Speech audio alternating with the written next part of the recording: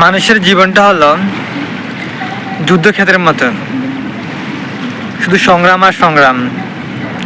জীবনটাকে বাঁচিয়ে রাখার জন্য শুধু জীবন যুদ্ধে সংগ্রাম করে মানুষ চলছে। কিভাবে চলবে, কিভাবে দুই মুঠো ভাত খেতে পারবে, এই চিন্তা করে মানুষ জীবন যুদ্ধে সংগ্রাম করে যাচ্ছে। এই যুদ্ধে কেউ সফল হয়, আবার কেউ সফল হয় না।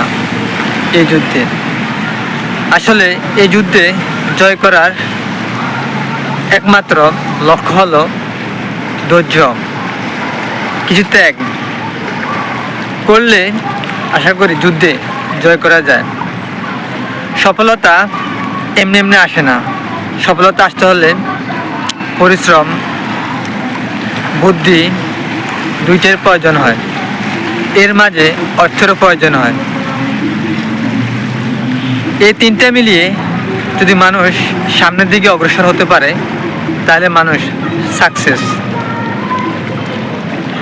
একটা পুরুষ দৈনিক 8 ঘন্টা পরিশ্রম করে। সে পরিশ্রম শেষে বাসায় এসে একটু শান্তির ঘুম দিয়ে থাকে। আবার পরের দিন আবার সকালে চিন্তা থাকে কি করবে, কিভাবে পেটে আহার জুটবে। এ নিয়ে পুরুষ সবসময় চিন্তায় মগ্ন হয়ে থাকে। সফল সবাই হতে পারে না। বাংলাদেশে আপনার আবুল খায়ের কোম্পানি, সেই কোম্পানির সেই মালিক প্রথমে আপনার আবুল বেড়ি বিক্রি করেছে। আস্তে আস্তে আস্তে আস্তে ধীরে ধীরে আজকে সেই কয়েকশো কোটি টাকার মালিক হয়েছে। সবাই মনে করেছে এটা এমনিতে হয়ে গেছে, সাধারণ ব্যাপার না। তার ধৈর্য, তার ত্যাগ, তার পরিশ্রম, সকল কিছু পিছনে আছে এই সফলতা।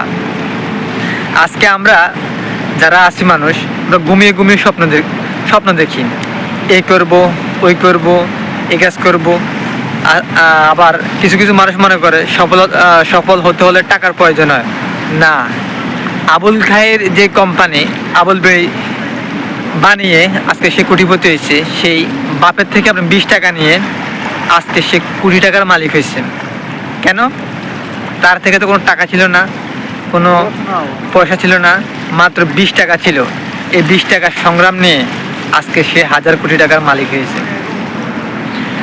আমি মনে করি যে যত বেশি পরিশ্রম করবে, পরিশ্রম কখনো বেইমানি করে না, পরিশ্রম কখনো কাউকে বৃথা যেতে দেয় না।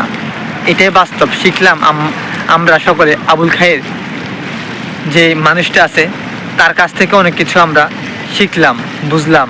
আজকে সে কথাগুলো আজকে আমরা মিডিয়ার মাধ্যমে আমরা প্রকাশ করে থাকি। ইউটিউব, ফেসবুক, টুইটার, বিভিন্ন সংবাদ মাধ্যমে আবুল খায়ের কিন্তু নাম আসে। কিন্তু আবুল খায়ের যে নামটা আছে প্রচার প্রচারণা মানুষ করে নাই। তার পরিশ্রমের কারণে মানুষ তাকে স্মরণ করে। আজকে সে প্রতিষ্ঠিত, সবার মুখে মুখে তারই কথা। ধন্যবাদ সবাইকে। আল্লাহ হাফেজ।